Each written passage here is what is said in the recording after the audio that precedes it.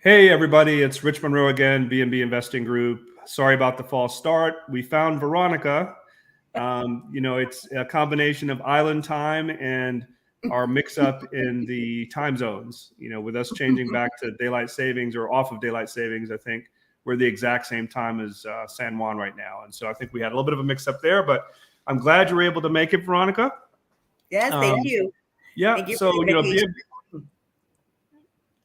So BNB Investing Group, we basically like to share best practices, talk about our experiences, and we have a lot of kind of fairly new folks that are new to short-term rentals, but we have a lot of experienced folks as well.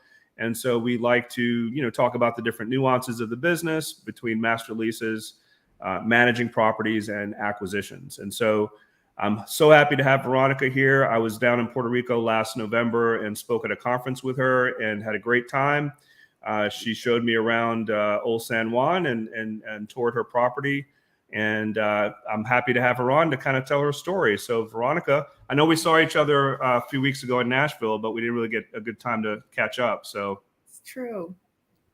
It's true. It's always a pleasure. Thank you for the invitation. I'm excited to speak with your community. And I loved meeting your beautiful wife. That was awesome. So that was a unexpected treat. She's just amazing. Lots of energy. I love it. She's gorgeous. You're not so bad yourself, Rich. You know what I mean? But well, you know what everybody says. She does I tell everybody she does the heavy lifting. And so when they find that out, nobody wants to talk to me anymore. They want to talk to her because she's really where the rubber meets the road. She runs the operation basically. Yeah. I used to in a former life, right? I used to work for a gentleman, great mentor, great educator, and he used to say, do you want to talk to the man in charge, or do you want to talk to the woman who knows what the F's going on? Exactly. That would be describing us directly for sure. Beautiful. Well, thank you for having me. I'm Veronica. I'm a licensed commercial broker here in Puerto Rico. I'm also, founding, I'm CEO and founder of Amavi Stays. Amavi means loved, from the Latin saying, we came, we saw, we loved. Veni, vidi, amavi. So, and that came from a place of, doing all things with love, because I think people underestimate, and at least when I was entering the business, I found a lot of people underestimating the importance of hospitality in the business. Obviously, there's a lot of elements that a lot of balls that we're juggling, right? But so that's kind of where that came about. I currently have three Airbnbs, 3 short-term rentals, like apartment, 1 and 2 bedroom, with 2 coming soon. That's in Old San Juan, and then 1 in Condado. And then I'm also managing and operating 2 boutique hotels out of Old San Juan as well. So it's a little bit about me. I'm also a published author. I'm very, very proud to be part of the founding version of Hospitable Hosts One with Joey Sterling, who's amazing. And we're excited. We're excited for what's to come. They just published a 2nd volume, soon to be a 3rd, and then very excited to be spearheading Hospitable Hosts in Espanol. So that's a new venture that I'm very, very proud to be spearheading, and I'm looking forward to rolling out with Jody. Oh, that's awesome. We're definitely going to touch on more details on the books, because that's an exciting part that you've definitely been involved with. So definitely want to hear more about that. But let's back up a minute. So when you first started, how did you get started in short-term rentals? Kind of tell us a little bit about that. So, I kind of got started before I relocated to Puerto Rico, and that was out of a need to, after a divorce, I, had a house that was much larger than I needed. And, I through just a series of kind of just coincidences, just ended up preparing kind of like almost like a corporate rental situation, because it was a former employee of mine who I rented it to. So that was my first stint in it. By no means was I professional. Did I think this was going? I was a vice president of education, of online education and enrollment at the time. So not even a thought of entering this business. And then a couple of things happened. Interestingly enough, I survived cancer, and I transitioned out of that role and I wanted to give myself a new lease on life, a new opportunity to leave corporate America and go all in on me. I wasn't really sure what I was going to do, but I knew I was going to be led by faith and by my ability to have an impact, whatever I did. So I was here just slightly before Hurricane Maria. I actually I'm also a former teacher, so I was teaching English at the time to 7th and 8th graders, and then we were in the summer hiatus, and we had gone into the fall where the storm hit. At that time, I was managing my first boutique hotel, which I know you and I have talked. My first foray wasn't great. I made a lot of mistakes. I went into business with not the best people, unfortunately, and I didn't set up my team. So there are things that I know now, right, that in my second foray, my second company, I learned significantly. And so it's helped me not only to set this company up, but also to help others also set up their companies correctly, have the right legal contracts, put in the right terms. So these are, everything happens for a reason. So after Hurricane Maria, when I transitioned out of that, it was really from a kind of a call from my community. I had 2 years of cancellations at that hotel within 2 hours of that storm. I just signed that contract, Rich. So it was pretty devastating. But being kind of an optimist as I am, I was like, and my faith, I was like, oh, you know what? I'm not gonna walk away. Although many people did at that time walk away from a lot of responsibility. I chose to stay. I chose to pay my staff personally, which again, not the smartest. Again, leading with my heart. In hindsight, maybe I would have done things very differently. But it is what it is, and I think that it's all part of the learning curve. So my business really came from a call from the community needing help. There was a lot of people at that time that had properties that they didn't know what to do with. They weren't technically inclined, so they weren't really very savvy. They had heard about something called Airbnb, but didn't know much about it. So it was more of a call to community. And then it just kind of snowballed from there. So let's back up a minute for those of us that don't really know the kind of the clear definition. So when you say boutique hotel, walk us through what that means and how's that different from a regular hotel? Okay, so the first one, typically it's based on size and also, decor. It's a very similar, like the first one was a 9-unit. My second one was also a 9-unit. And then the third one that I'm now also managing is a 27-unit. And that's probably, on the cusp, right, of from boutique hotel to hotel. So, I really have, and I'm sure I'm open to debating. It's not something that I really delved into, but I think it has a lot to do with the size of it. It has a lot to do with location and also the decor. So again, everything's very similar. Everything's very, it's just boutique. So it has one style that it kind of lends to all of the units. And the one that you have now, the 27-unit, does it have any amenities besides I know there's like a common area and like a check-in area. Does it have any other amenities besides that? No, we don't at this hotel. The other one, the smaller one, has a courtyard, internal courtyard, which is lovely. This one has the lounge and the lobby that, kind of community, but everything else is just standard basic rooms. And I always say that it's a very basic, it's not luxury. I pride myself in thinking, okay, I have something for every budget, especially someone who's coming to Old San Juan who wants to really experience that, beautiful, quaint, traditional experience. But maybe can't break the bank, right? Because we have beautiful hotels, Palacio, we have El Convento, we have really beautiful hotels. And you saw it. It's lovely, but it's definitely not luxury by any means. That doesn't make it any less of a boutique hotel.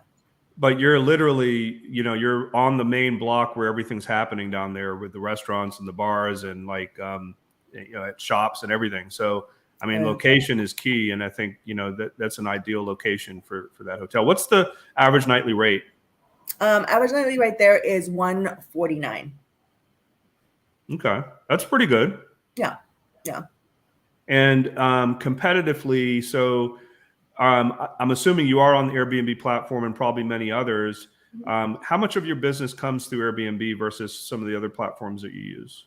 To be honest, for the hotels, not much. I do more Expedia and Booking for the hotels. Any boutique hotels generally are going to be running much more on those platforms. Mm-hmm. And then selectively, since we have a lot of festivals and we have different opportunities for a lot of cruises coming in and out, I will selectively, put, depending on how reservations are, I will put it on Airbnb. But for the boutique hotel, that's mostly Expedia and Booking. They're the kind of the mammoths for hotels.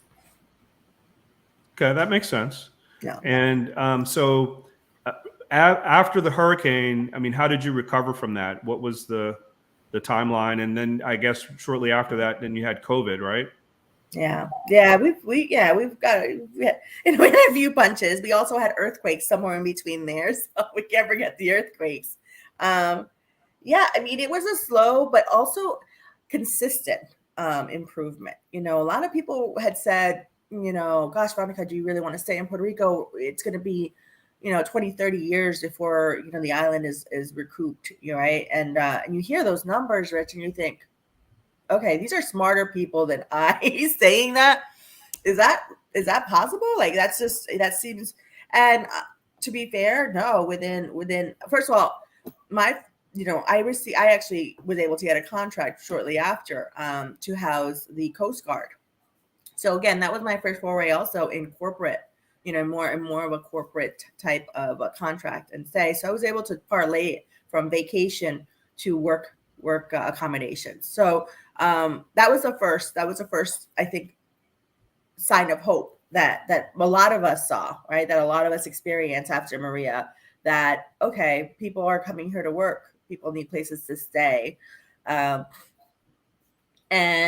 within a year and a half is when we started to see people starting to, then we started campaigning. There was a couple of like tourism campaigns that said, if you really want to help us, come back, right? Come back, stay with us. And people really, slowly but surely heeded the call. But then, as you said, we did have a couple of other natural disasters that we were kind of, navigating. And that was earthquakes, and then the pandemic. So but in the pandemic, though, as we all experienced, there was consistency, and we have a very large internal tourism play here. So there's a lot of internal tourism. So in that regard, it was good. At that time, I was not managing the 27 unit. So it was really just the 9 unit and then the other Airbnbs that I managed. Got it. And so besides the hurricane season, what does the seasonality look like there in terms of, busy season versus non? Yeah. So, we have great weather year round, which is obviously a huge, bonus for us. However, we do have kind of like a peak and valley around July, August, September.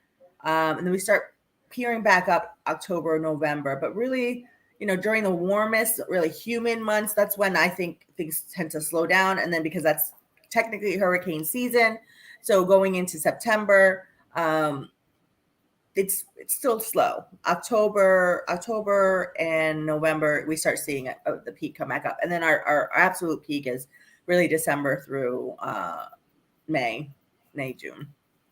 Okay. And then on the properties that you have, you mentioned in your bio that you have 3, but you're soon to be 5. So I'm assuming you're about to add on some more. What are the sizes of those properties and where are they located? They're also in Old San Juan. It's a new property that I'm going to be managing, right? It's a mixed use commercial, as most of the buildings in Old San Juan are, where there's a commercial space below and then the residential apartments upstairs. This happens to be 2 units. One is a 2-bedroom and then the other one is a 1. And we're in negotiation for the master lease on that. Okay, very cool. And so are you envisioning a different strategy with that because it's not attached to a boutique hotel, or is it kind of going to be very similar for the way that you get guests and the way you manage the property and everything?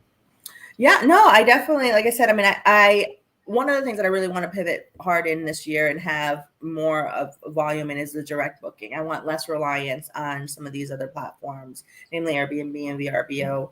So I'm working on building out a website, an internal campaign to really position myself, as someone, a go-to for Old San Juan for people of all budgets, and also build out a little bit more of my concierge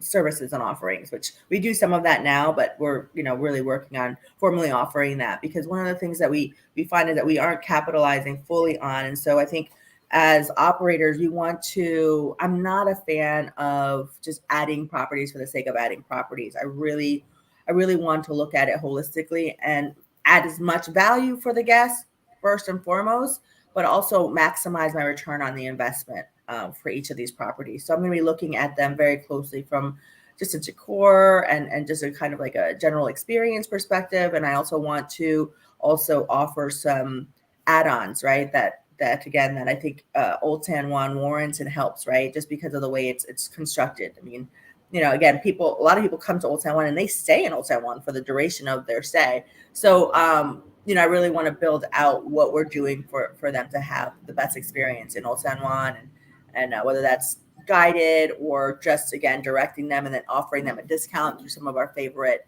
vendors and restaurants, pubs. So that's really where, so I don't see it different, but again, I have the typical short-term rental, and then I have the hybrid, the boutique hotels. These two are apartments, so I'm going to look at them really holistically as short-term rentals. Excuse me. Thank you. And also, again, look at potentially, again, we don't have a huge midterm market in Old San Juan per se. It's definitely more of a vacation stay, but people do like to extend their stay sometimes. So I'm going to look at these two new units potentially as more of a corporate, and really build it out to be, potentially more of a corporate stay, and see how those go. Okay. And what are your typical terms that you look for on your master leases? Okay, well, so that's a great question.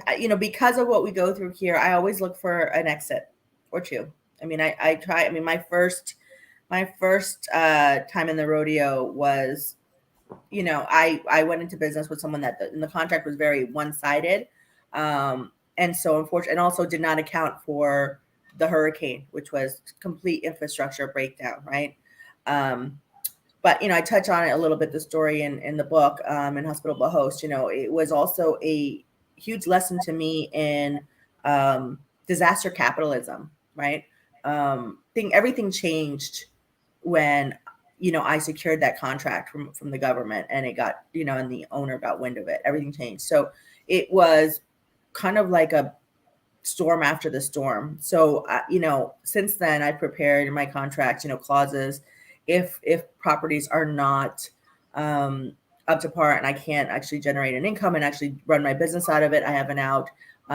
If there's obviously, like, I now have more of a operator centric agreement. So again, I'm completely upfront about, again, what it is that we're doing, how we do it. But mostly I look for an exit.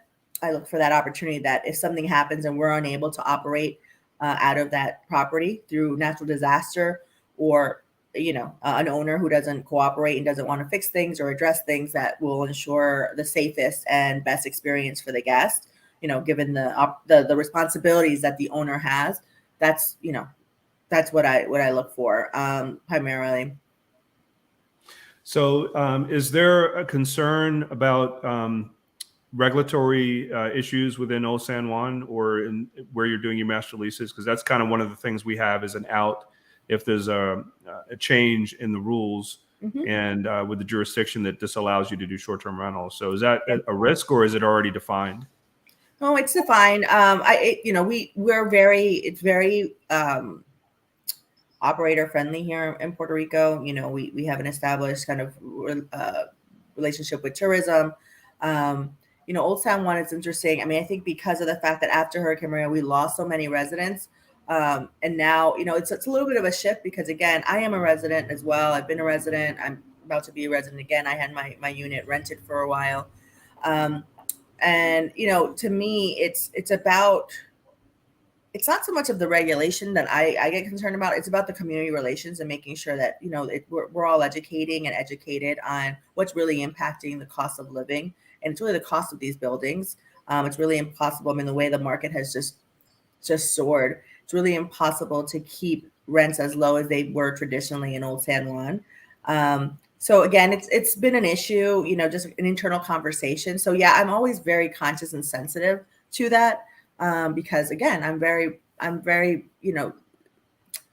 empathetic. I'm very interested in building out community and making sure that people still have affordable housing, and that the ratios are still, again, I think one of the lures to Old San Juan for me was that it was a community. It was an actual community. People lived there. I respected that. My best relationships came from that. But things have changed, and so a lot of people have left, and yeah, so it's again, it's a concern, but again, because the regulations have really been, and they will continue to be, I think, for the most part, very operator friendly.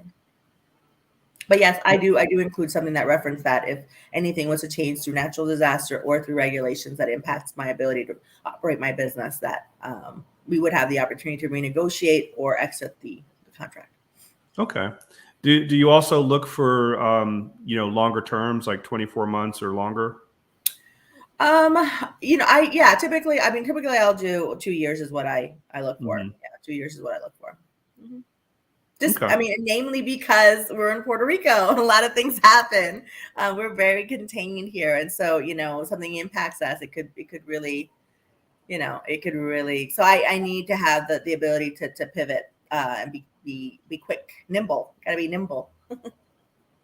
Well, and the other thing too, right? So it's called Old San Juan for a reason. Those buildings are hundreds of years old, and so when it comes to remodeling or maintaining, that's something you have to be on top of as well, right? I would imagine. Absolutely. And it really comes down to communication, because it's not just that, it's the proximity to these buildings. For instance, one of my units, it's a villa we didn't get to see because that's usually very, very booked. That one is literally on the very busiest entertainment street of the old city, and it's wall to wall with a nightclub, right? So people are always like, okay, they didn't expect it to be that loud. I always talk about it though. In fact, I always, before accepting a reservation, we talk about it. I'm like, okay, are there any light sleepers in your party? Is anyone, what is the purpose of your trip? What are you hoping to do? And the minute someone goes, oh, I just want to go to Old San Juan to relax, I'm like, yeah, that's not the place for you. That's not the place for you. Fortunately, we get a lot of bachelor parties and bachelorette parties, and it's a beautiful villa. It's like stepping into like the 1800s. It's really fantastic space. It's 2 floors and it's got a private terrace. So all of that, the internal courtyard, it is just lovely. So people kind of overlook the noise a little bit, although I provide earplugs and I provide a sound machine to kind of, but it is, again, if you're not expecting it. So to your point, it's a lot of communication. So part of the hospitality process is setting the right expectations up front before people arrive, so that they understand, listen, you are potentially going to be living like a local. I love it when people are like, hey, we're out of water. I'm like, hey, me too. What are we gonna do about it? I always leave emergency storage, so they end up laughing, and I end up, I'm like, I always try to give them that humor perspective, and that, like, hey, listen, it's all part of the adventure. It's part of the, it happens, and in these buildings, the water pressure sometimes is affected. If someone's doing construction, for instance, they're constructing and they're replacing the cobblestones in front of the hotel, and the noise and just the people can't get dropped off there, so these are things that have to get communicated, and we have to have a plan B, should a person have a need or disability. So yeah, I mean, the fact that it is the oldest city in America is it's a draw, but it's also a huge challenge. It's a huge challenge. And also because to repair anything, it's not easy. I mean, getting in and getting out sometimes is difficult, but also for any real construction, most buildings will need the Instituto de Cultura, the Cultural Institute, to kind of get in there and assess and put their stamp of approval on colors and on just everything, the colors of the actual what you're using, the grade of everything. So when some, that's why there's so many buildings that still need so much love. It's not easy. It really is not easy. It's a challenge. It's a huge challenge. But Old San Juan is Old San Juan. It's never going to change. The property value is always going to be there. If you're going to be anywhere on the island, like I said, there's so many places to visit on this beautiful island. I always say people, if you only come to San Juan, you're doing yourself an injustice. You have not seen the island. I mean, you got to go down south just to step on Caribbean, on the Caribbean Sea. So, there's a lot of things to consider. Oh, the West Coast is very much more of an island experience. This East Coast is very metro area, so it's considered this. I remember when I first moved here, people would be like, when I was going to see my family in the West, I'm like, oh, I'm going to go to my West, or I'm going to go to Rincon, and they were like, oh, you're going to the island, and I'm like, I'm on the island, and they're like, no, this is the metro area. So it's interesting that was something that I had to kind of grow accustomed to. So, but when you go there and you experience it, you really do understand the difference. It is pure island life. So, so I would tell people it's very important too. So that's another area that I'm looking at really closely, is making sure that people have a full holistic experience, and not your run of the mill, right? So that people feel like they really do get a true Puerto Rican experience. It's kind of like when I participate in Help Coordinate a Mastermind, I want people to leave here with the very best experience. I want them to the absolute holistic experience, especially people who want to invest here. I always say, come here first. Don't just think it's all one size fits all. It's not. There's a lot to consider here. And you do need a team. I mean, people always say, oh, it's passive income to have a rental property. Only if you've got a great manager, only if you've got someone boots on the ground that is going to be responsive for you, so that you don't have to worry about doing that. So that's another reason why I think that my business kind of grew and evolved and has steadily stayed, because that's one of the first questions that a client will ask me. And they're like, okay, so if we buy this, will you manage it? Will you, so it's almost like they go hand in hand, right? The purchase for the investment property, and then the management. Have you seen a spike in activity? And I know it's not recent. This has been many years now, but with the residency tax incentive for U.S. people to come there and stay there for 6 months out of the year, and then rent the property out for the other 6 months, is that creating an opportunity for you as a manager to kind of help out with those properties? Yeah, I mean, there definitely has been, not just the act itself, the federal act decree is very comprehensive. There's probably I don't know, I have a friend who's an expert in it, and he's almost like an encyclopedia. It's amazing when he talks about these, because there's I want to say there's 70 something chapters within this federal decree. So it's a little bit for everyone. But there's also a tourism within the decree. There's a tourism incentive. So what that is basically if you purchase something that I believe it's 7 units or more, and you're directly using it for tourism, you receive almost a 30 or 40% return, federal tax credit on your investment. I mean, it's incredible. If you think about that, that's just one of the incentives, right? You could also have a company that falls in within some of the other chapters of this decree. Going back to what you're saying with, when you relocate here and establish a business, and you create economic development in that regard through a company. So yeah, it's certainly been a plus. But to be honest with you, a lot of people underestimate how many of the short-term rental operators are Puerto Rican. And so, they have their own properties. They lived in their property. It was handed down from their parents. It was almost like, people don't talk about it. They're like, oh, there's a big problem with, we don't have the numbers to support that short-term rentals are the reason why housing is an issue at this point. I think housing has always been an issue, because there's been a lot of more rentals than purchasing here historically. So that's, I think we had a shortage to begin with, right? And while, STRs have an implication on it, I think there's a lot more to it. And we're actually actively having conversations, with, like I said, with people that are way smarter than I am, have way more data, to try to see how we can come together and make sure that people first are educated, that this is not a taboo. STRs are ruining the housing. That has not been corroborated. the lack of development here has been a huge factor. Abandoned buildings, the fact that, again, construction is so expensive here, the lack of employees, professionals to be able to do the work. So there's a lot that goes in here. And I think that we can come together and be really creative and help not only continue to capitalize on a bigger tourism, because I think there's a lot of growth still to become in tourism here in Puerto Rico. It's not even that's not even the highest industry in Puerto Rico. So, but I think that there's a lot more rolling up the sleeves that has to happen, and people really getting involved with vivienda, which is housing here, and maybe getting together with some of the short-term rental alliance, who's doing some great work at to really open those conversations and be at the table for it. Yeah, very cool. So I think they have another event coming up towards the end of the year that I'm going to probably try to attend. I think it's in December. Awesome. Yeah. Look forward to having you.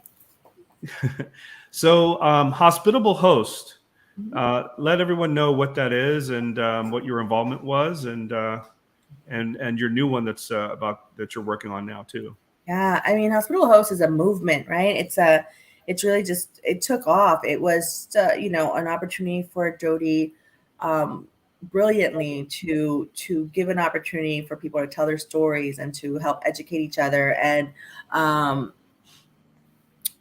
talk about why we got into the business, how we're operating, what makes us successful, right? And it was, I don't think anyone really expected it to be as amazing as it was. I mean, it was just one of those things where it's just like, once it took off, it just took off. And now they just published a second volume. And so in talking to, I had the privilege of being invited by Jody. And I remember, thinking to myself, gosh, I'm like, there's so many great operators that don't speak English, right? Necessarily here in Puerto Rico and beyond, and all, Latin America and just Spanish speaking countries. So, and I would always come to that question. People would say, well, are you going to translate it? And we thought about that for a second. Will we translate it? And I'm like, well, translating it wouldn't highlight effectively the Spanish speaking operator, right? We want these stories to really be authentic. You want the culture, you want the backbone of the fabric of the environment. You don't want it to be, somebody else's story. So yeah, and it wasn't the whole point of it. And Jody and I talked about it. We wanted to really highlight people and not necessarily just market an English-speaking operator to the Spanish market. That's not the point of it. The point is to really highlight these exceptional operators for what they're doing and give them a platform in Spanish. There's just not a lot of resources for it. So we're very proud to do that. So you're going to be seeing and hearing more about it. I'm happy to send you the link if there's anybody that's watching currently that's a Spanish speaking Latino operator who would like to join that movement, this community. I really think it's going to be something really huge and very special. Really nothing like it. And the benefit is that we will also have all the added benefit of all the resources of the Hospitable Host community. And so it's going after someone that's in the Hispanic heritage, that they don't have to be in Puerto Rico. They could be anywhere in the world. Mm-hmm. Absolutely. Okay, cool. Mm-hmm. Okay. Absolutely. This is a platform to help people. And actually it would be, diversity is a spice of life. We want to make sure, we have representation from many different countries. Nice. So I'm actually talking to someone from Venezuela. We have a couple of people that I won't mention, but pretty powerhouses from Mexico. So yeah, I fully expect to be really the best of the best and the who's who of Spanish speaking operators. Is there a potential, like a target of number of hosts that you're trying to get to put together? Or we have I think Jody's typically always published around 35 to 40, 30 to 40, something like that. So, we'll see how it is. Like I said, there's no pressure. We don't want to force it or put a number to it. Just want to see what the interest is like and certainly, give people the best experience, because it really is a whole experience when you become an author with Hospitable Hosts. I mean, it's really comprehensive, all the resources that are provided and all the different like tutelage and just the learning, when it comes to like social media, conversation, marketing. Again, it's just a great, I don't know anybody else, any other publishers that are doing that. It's a very holistic experience for the author. So you really come out of it not only highlighting your own story, but it's really cathartic too. Like you actually feel like it's kind of like therapy. And then afterwards, you're trained by some of the best people in the business, editing, copywriting, speaking in public, just to name a few, that you really you actually level up your whole professional brand, which is pretty awesome. That's just icing on the cake. Very cool. Yeah. No, and what I'll do, I'll put a link in this post as well for those of you that want to order the book. It's a fantastic book. I've actually ordered it, and it's on my table with my other books to read. So I haven't read it yet, but yeah, and I'll give you the link too. I'll give you the link, so if people want to explore the becoming an author, a contributing author to it. Yeah, no, we do have a lot of Hispanic folks that we work with in the States that might have an interest in that as well. So I'll be happy to spread the word on that. And so now that we're getting close to the end here, what's the next on the horizon for you as far as short-term rental business goes? What are your aspirations? What are your goals? Well, you know what? I definitely am making more of an effort and play to move from management to ownership. So, I purchased my first duplex property here on the island. That's, we're getting ready to rehab that and working on the whole process. It would be my first flip here on the island. So stay tuned. It'll be an interesting experience.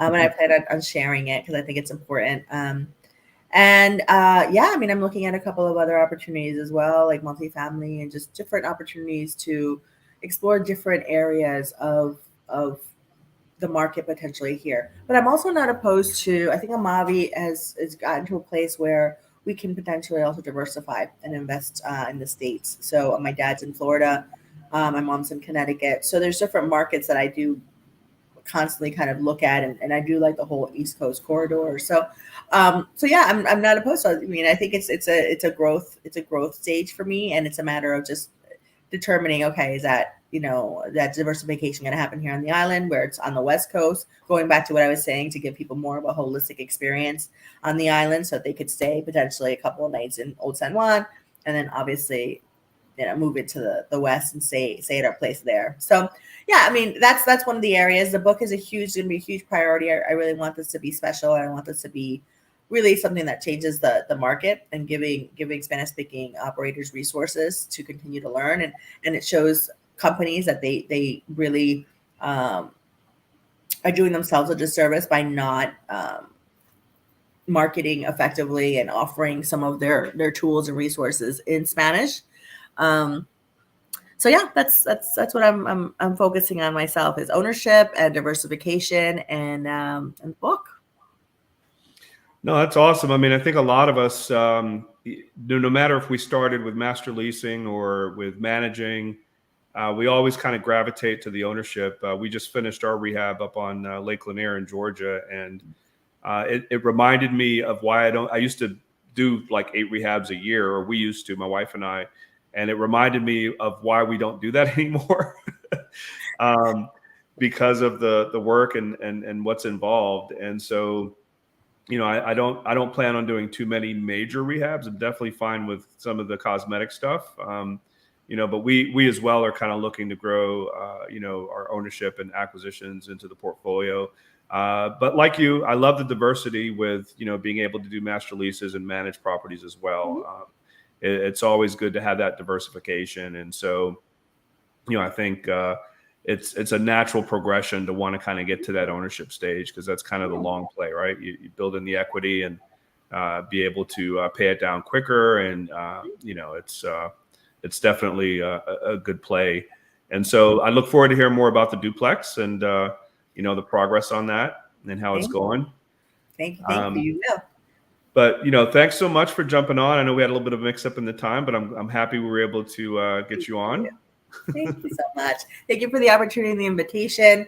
Really, I just, how much I have respect for you and your wife and what you're doing. And so happy that we have this synergy and that you're here as frequently as you are, which is great. We just got to get you investing. We just got to get your property here. We're going to work on that when you're here. No, we'll reciprocate, right? You want to invest in the States. I want to invest in Puerto Rico. So we'll figure it out. I love it. And that's the beauty of this business. And we experienced it in Nashville, which is a great time at STR Wealth. just the synergy and the fact that it's a real community and people really are so willing to help each other. And just, again, that exchange of information that is so easy, that comes so easy for us, I think, in this business, probably was one of the most, as an educator at heart, that probably was the most enriching for me, because I'm used to not being in environments where people are so open about their best practices and about, their core niches and what's making them money and how are they becoming successful. And so part of, I don't want to be remiss and not mention this, a part of where I see myself evolving as well is I'm having much more conversations to impact female investors. As a commercial broker, it's really hard to miss the fact that, of commercial investors, less than 3%, I think is the last stat that I heard from a mentor of mine, Beth Azor, who basically, she puts on an amazing summit every year. I just experienced that. And that was like 200 amazing women in this business, commercial real estate. And it's still so jarring to see that it's just a fraction, less than 3% of investors in commercial real estate are women. Rich, how much of that do you think are Latinas? You know what I mean? So it's less than 1. So I'm having more and more conversations because I feel like it's an ecosystem. It's an opportunity for women to really exercise their right. And obviously we're making more money now, and so we want to make sure that we're investing accordingly and we're setting ourselves up for success. And so a lot of my conversations now are really entering the how do we close a generational gap? How do we build the confidence of women to invest, right, more confidently, and have that freedom, have that that opportunity to really just diversify their own portfolio. So, I mean, I definitely see myself in that direction too, working more and more with women. So I'm excited. Well, for what it's worth, since I've been doing these weekly interviews, it's probably about 40% have been women. So I think, awesome. That's a good I saw some of yours. That's great. You had some power. You really, I'm honored that you invited me, because I've seen your speakers and I clearly watched them before, and they're amazing, really amazing. So, well, you're amazing as well, and I appreciate you taking the time today. Thank you so much. We'll definitely. Sorry, I was a little under the weather. My energy's a little off because I am totally congested, like right now. Like I don't even know how I'm breathing and talking at the same time. Well, we'll get you back on when you launch the new book, and when you're finished with the new rehab project, and we'll get an update there. But that would be awesome. Thanks again, Veronica. Really appreciate it. And then any of you guys that are watching that are interested to learn more about BNB Investing Group, feel free to send me a message. We usually like to work with people that are a good fit. And so we usually like to have a quick 10-15-minute call just to make sure that our program is a good fit for you before we do a deep dive on it. So if you're interested to learn more about what we can help teach new folks, reach out via Messenger, and we'll look forward to it. And I'll put a lot of those links that we talked about during this interview down below. That way you guys can be in touch with what Veronica's working on as well. So thanks again, Veronica. Thank you, Rich. All right. Take care. Thanks, everybody.